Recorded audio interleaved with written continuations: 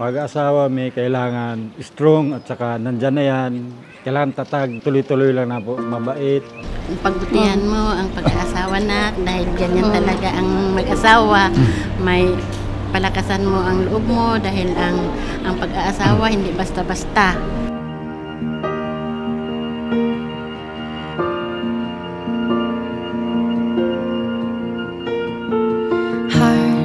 Nilikha ng Diyos ang lalaki at babae at binigyan sila ng ugnayan.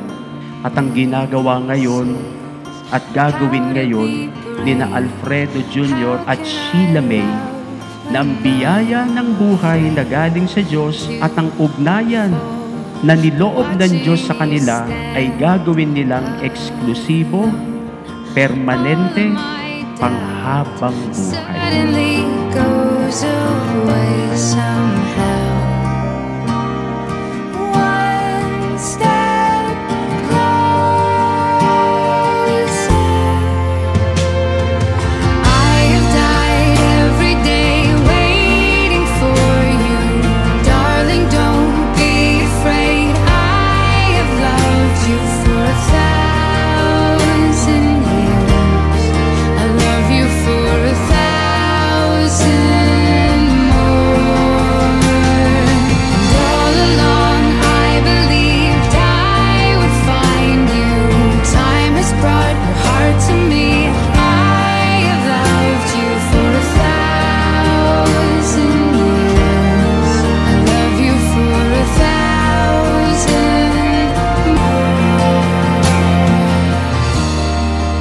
Hi, love. The first time we met, wala naman talagang spark agad.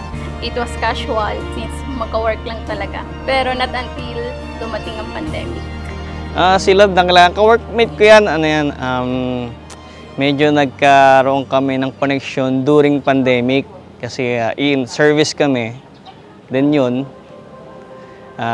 yung tinginan, hanggang magkagustuhan, hanggang nagligawan.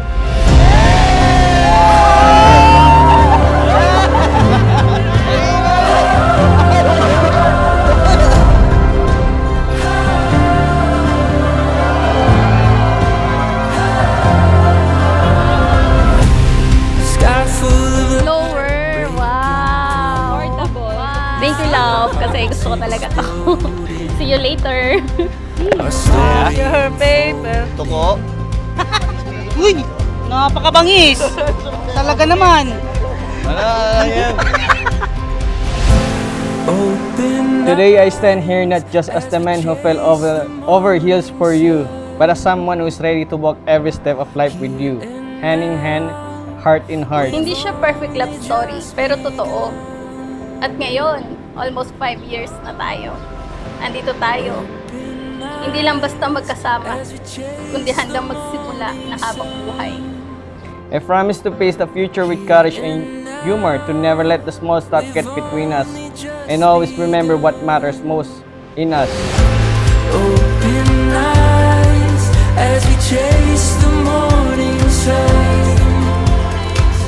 So here's to our forever and more laughter and a little Hakuna Matata, because with you there are no worries for the rest of our days.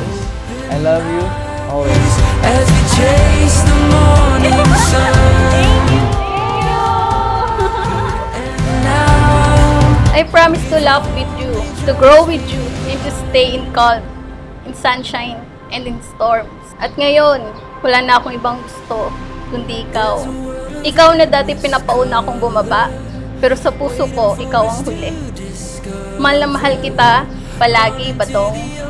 I love you. Nagmamahal, asawa mo na, Ami. We can see